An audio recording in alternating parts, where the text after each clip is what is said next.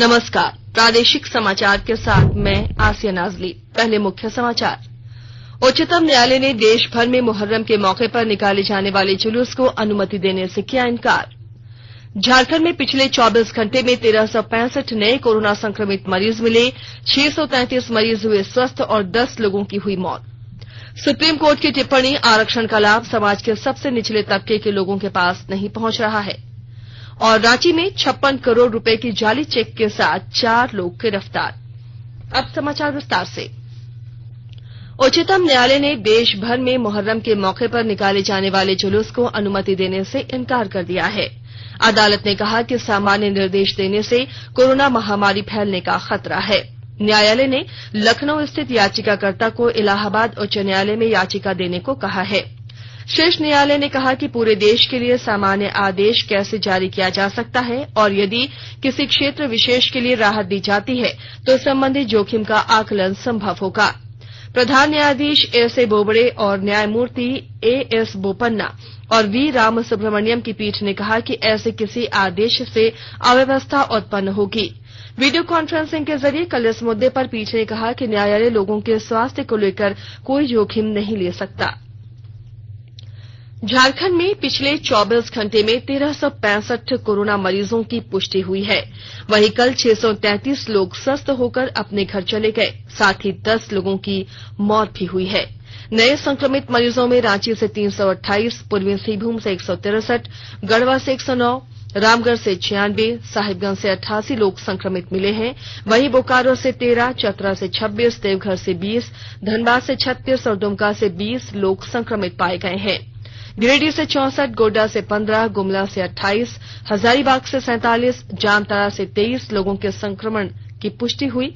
वहीं खूंटी जिले से 18, कोडरमा से 80, लातेहार से 44, लोहरदगा से 17, पाकुड़ से 8, पलामू से 27, सरायकेला से 22, सिमडेगा से 10 और पश्चिमी सिंहभूम से 45 लोग संक्रमित पाए गए हैं। गढ़वा जिले में राष्ट्रीय स्वास्थ्य मिशन सोसाइटी रांची के निर्देश पर स्पेशल रैपिड एंटीजन टेस्टिंग की शुरुआत की गई है। इसके माध्यम से कोरोना जांच की रफ्तार और दायरा दोनों बढ़ा दिया गया है। पेश है हमारे संवाददाता की रिपोर्ट। गढ़वा जिले में कल बुधवार से राष्ट्रीय स्वास्थ्य मिशन सोसाइटी के निर्देश पर स्पेशल रैपिड एंटीजन टेस्टिंग की शुरुआत की गई है। इसके माध्यम से जांच की रफ्तार बढ़ते ही कोरोना मरीजों की संख्या भी बढ़ने लगी है। जिले में कल जहां 72 लोगों के कोरोना पॉजिटिव पाया गया, वहीं आज करीब 6000 लोगों के हुए जांच में 109 लोग कोरोना पॉजिटिव पाए गए। जिले में एक दिन में 100 से ऊपर मरीज मिलने से जिला प्रशासन और स्वास्थ्य विभाग की चिंता बढ़ गई है। गुरुवार की शाम तक यहाँ कुल कोरोना संक्रमितों की संख्या बढ़कर 1073 हो गई है। इसमें से 6 लोगों की मौत हो गई है और 780 लोग ठीक होकर घर जा चुके हैं, जबकि 287 लोगों का विभिन्न कोविड अस्पतालों में इलाज चल रहा है। विनोद कुमार पाठक, आकाशवाणी समाचार, गढ़वा। राज्य में कोरोना संक्रमितों की तुलना में स्वस्थ होने वाले लोगों की संख्या दोगुनी से ज्यादा हो चुकी है। अब तक 6,43,000 से ज्यादा नमूनों की हुई जांच में 6,10,279 लोगों की रिपोर्ट्स नेगेटिव आई है। वहीं 33,311 पॉजिटिव मिले हैं। इनमें 22,486 लोग स्वस्थ हो चुके हैं, जबकि 10,463 संक्रमितों का इलाज चल रहा है। इस दौरान 362 लोगों की कोरोना से मौत होने की भी पुष्टि स्वास्थ्य विभाग ने की है। कोरोना संक्रमितों के स्वस्थ होने की दर 67.50% हो चुकी है। राज्य में सबसे ज्यादा रांची से 6,584 और पूर्वी सिंहभूम से 5,654 पॉजिटिव मामले सामने आए हैं। वहीं स्वस्थ होने वालों की भी सबसे ज्यादा संख्या रांची में 3,652 और पूर्वी सिंहभूम में 3,382 है। कोरोना से सबसे ज्यादा 158 मौतें पूर्वी सिंहभूम में हुई हैं, जबकि सबसे ज्यादा 2,976 सक्रिय मामले रांची में हैं। केंद्र सरकार ने राज्यों और केंद्र शासित प्रदेशों को सलाह दी है कि वे कोविड मृत्यु दर 1% से कम करने के उपाय करें। कैबिनेट सचिव ने कल उन 9 राज्यों और केंद्र शासित प्रदेश जम्मू कश्मीर में कोविड की स्थिति की समीक्षा की जहां इससे मरने वालों की संख्या बहुत ज्यादा है। ये राज्य हैं महाराष्ट्र, तमिलनाडु, कर्नाटक, तेलंगाना, गुजरात, पश्चिम बंगाल, उत्तर प्रदेश, पंजाब तथा आंध्र प्रदेश। देश में पिछले 2 सप्ताह में कोरोना संक्रमण से मरने वालों में 89% रोगी इन्हीं प्रदेशों के हैं। बैठक के दौरान इन प्रदेशों से नियंत्रण क्षेत्र बनाने, संक्रमित लोगों के संपर्क का पता लगाने और उनकी निगरानी की प्रभावी व्यवस्था करने को कहा गया। उन्हें यह सुनिश्चित करने का सुझाव दिया गया कि कम से कम नए पॉजिटिव मामलों के संपर्क में आने वालों का 72 घंटों के भीतर पता लगाकर उनकी जांच की जाए। स्वास्थ्य और परिवार कल्याण मंत्रालय ने लोगों को सलाह दी है कि वे नोवल कोरोना वायरस से अपने को सुरक्षित रखने के लिए सभी बुनियादी एहतियाती उपायों का पालन करें और सामाजिक दूरी बनाए रखें। एक रिपोर्ट। सरकार ने कहा है कि आवश्यक वस्तुओं की पर्याप्त आपूर्ति जारी है और लोगों को चिंता करने की कोई जरूरत नहीं है। लोगों को सलाह दी जाती है कि वे आवश्यक वस्तुओं और चिकित्सा सामानों की खरीदारी करते समय धैर्य रखें और शांत रहें। आवश्यक वस्तुओं को खरीदने के लिए बार बार बाहर निकलने से बचें। साथ ही लोगों से हाथ मिलाने और गले लगने से भी बचना चाहिए। बाजार, मेडिकल स्टोर और अस्पतालों में लोग कम से कम 1 मीटर की दूरी बनाए रखें। घर पर गैर जरूरी सामाजिक समारोह से बचा जाना चाहिए और घर पर मेहमानों को नहीं बुलाना चाहिए। लोगों को अपनी आंख, नाक और मुंह छूने से बचना चाहिए और लगातार हाथ साफ करते रहना चाहिए। हाथ को दोनों तरफ से कम 20 सेकंड तक रगड़कर धोना चाहिए। यदि कोई व्यक्ति खांसी या बुखार से पीड़ित है तो वह दूसरों के संपर्क में आने से बचे और डॉक्टर से तुरंत परामर्श ले। स्वास्थ्य मंत्रालय ने कोरोना वायरस के बारे में जानकारी के लिए एक टोल फ्री नंबर 1075 जारी किया है। इधर राज्य सरकार की ओर से भी कई दिशा निर्देश जारी किए गए हैं। इस सिलसिले में सरकार ने हेल्पलाइन नंबर 181 जारी किया है। सरकार ने कहा है कि कोरोना वायरस से संदिग्ध तौर पर संक्रमित कोई व्यक्ति पाया जाता है तो इसकी सूचना 0651 जो रांची का कोड है और टेलीफोन नंबर 2261-000 तथा 2261-002 के अलावा फैक्स नंबर 2261-856 और मोबाइल नंबर 9955837428 पर दी जा सकती है। आकाशवाणी रांची भी आपसे अपील करता है कि कोविड-19 के संक्रमण से बचने और अन्य लोगों को सुरक्षित रखने के लिए कृपया घर पर ही रहें और सरकारी दिशा निर्देशों का पालन करें। आकाशवाणी के ताजा तरीन समाचारों के लिए आप हमारी वेबसाइट newsonair.com पर लॉग इन कर सकते हैं। ताजा समाचार Twitter handle @AIR news alerts और Facebook page All India Radio news पर भी उपलब्ध है।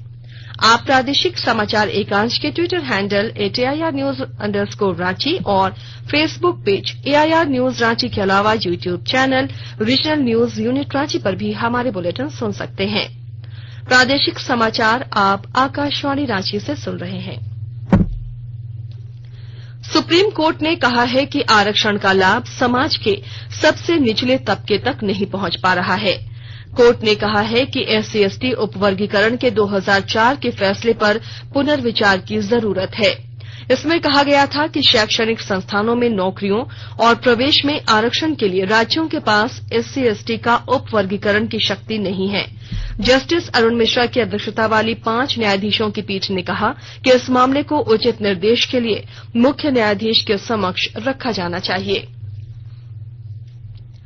प्रधानमंत्री नरेंद्र मोदी ने कहा है कि सरकार देश में रक्षा उत्पादों के विनिर्माण को बढ़ावा देने के लिए प्रतिबद्ध है। श्री मोदी ने कल एक वेबिनार को संबोधित करते हुए कहा कि नई प्रौद्योगिकी का विकास करने और रक्षा क्षेत्र में निजी भागीदारी को बड़ी भूमिका देने का प्रयास किया जा रहा है।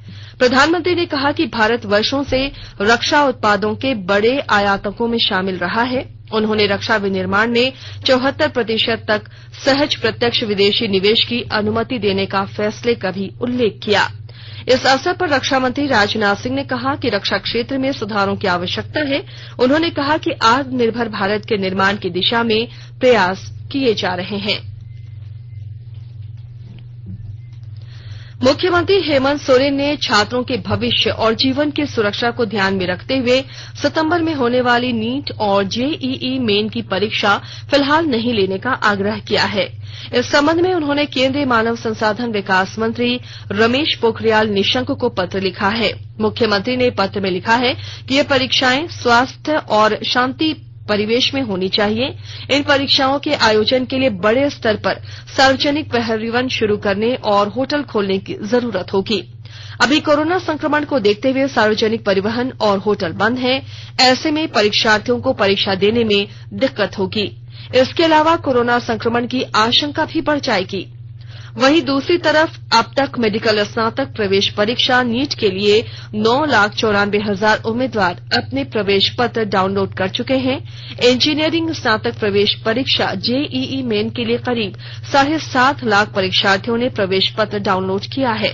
करीब 8,50,000 उम्मीदवारों ने जेईई मेन के लिए पंजीकरण कराया है, जबकि 15 लाख उम्मीदवारों ने नीट के लिए पंजीकरण कराया है। नीट की परीक्षा 13 सितंबर को होगी। इंजीनियरिंग प्रवेश परीक्षा 1 से 6 सितंबर तक होगी। जीएसटी काउंसिल की बैठक में झारखंड ने जीएसटी मुआवजे का बकाया 2,500 करोड़ रुपए मांगे हैं। वहीं केंद्र सरकार ने कोविड-19 की वजह से राजस्व वसूली प्रभावित होने की बात कहते हुए बकाये का भुगतान करने में असमर्थता जताई है। वित्त मंत्री निर्मला सीतारमण ने कहा है कि राज्यों की 2,35,000 करोड़ रुपए की जीएसटी क्षतिपूर्ति का वहन भारतीय रिजर्व बैंक के साथ सलाह से किया जा सकता है। वित्त मंत्री ने कल जीएसटी परिषद की बैठक की अध्यक्षता करते हुए ये बात कही। उन्होंने कहा कि एक बार व्यवस्था के बारे में जीएसटी परिषद में सहमति बन जाने के बाद बकाये राशि का भुगतान कर दिया जाएगा। उन्होंने कहा कि इस वित्त वर्ष के बाकी महीनों के भुगतान के लिए भी प्रयास किए जाएंगे। वित्त मंत्री ने यह भी कहा कि राज्यों को विशेष व्यवस्था के तहत भुगतान करने का एक अन्य विकल्प भी है, जिसमें न्याय संगत ब्याज दर पर 97,000 करोड़ रुपए ऋण के रूप में दिए जाएंगे। इसका भुगतान 5 वर्ष बाद करना होगा। रांची के सदर थाना क्षेत्र से पुलिस ने 56 करोड़ 42 लाख रुपए के फर्जी चेक के साथ 4 लोगों को गिरफ्तार किया है। चेक पर मनरेगा आयुक्त उत्तर प्रदेश का हस्ताक्षर था। चारों आरोपी बैंक के माध्यम से संबंधित कंपनी में पैसा ट्रांसफर कराने वाले थे। चेक के सत्यापन के दौरान फर्जीवाड़े का पता चला। और अब अखबारों की सुर्खियां। आइए सुनते हैं राज्य के प्रमुख अखबारों ने किन खबरों को प्रमुखता से प्रकाशित किया है। राज्य से प्रकाशित होने वाले लगभग सभी अखबारों ने नीट और जेईई परीक्षा को टालने के लिए मुख्यमंत्री हेमंत सोरेन के द्वारा लिखे गए पत्र की खबर को अपने पहले पन्ने पर जगह दी है। कोरोना के कारण मुहर्रम के जुलूस को सुप्रीम कोर्ट द्वारा मंजूरी नहीं देने की खबर को हिन्दुस्तान ने अपनी पहली सुर्खी बनाया है। प्रभात खबर ने जेईई मेंस और नीट की परीक्षाएं टालने के लिए मुख्यमंत्री ने केंद्र को लिखा पत्र की खबर को प्रमुखता से प्रकाशित किया है। राज्यों को नौकरी में आरक्षण में राज्यों को कोटे में कोटा तय करने का हक शीर्षक से दैनिक जागरण ने इस खबर को अपने पहले पन्ने पर लिया है।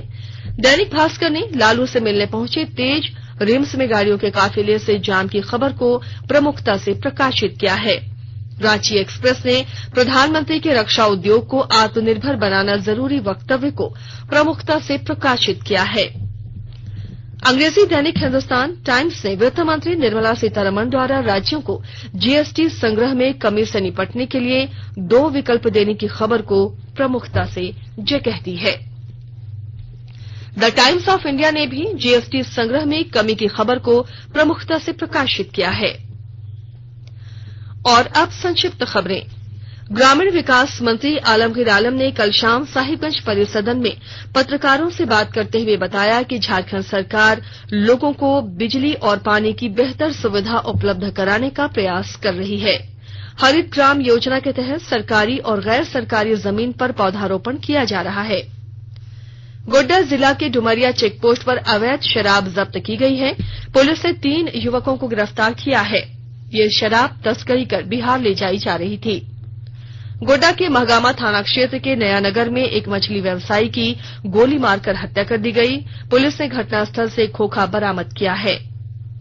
और गिरिडीह जिले के पुचुम्मा थाना पुलिस ने बंधन बैंक के कर्मचारी से छिनतई के मामले में 4 लोगों को गिरफ्तार किया है। 24 अगस्त को बैंककर्मी से रुपए और सामान छीने गए थे। और अब अंत में मुख्य समाचार एक बार फिर। उच्चतम न्यायालय ने देश भर में मुहर्रम के मौके पर निकाले जाने वाले जुलूस को अनुमति देने से किया इनकार। झारखंड में पिछले 24 घंटे में 1365 नए कोरोना संक्रमित मरीज मिले, 633 मरीज हुए स्वस्थ और 10 लोगों की हुई मौत। सुप्रीम कोर्ट की टिप्पणी, आरक्षण का लाभ समाज के सबसे निचले तबके के लोगों के पास नहीं पहुंच रहा है।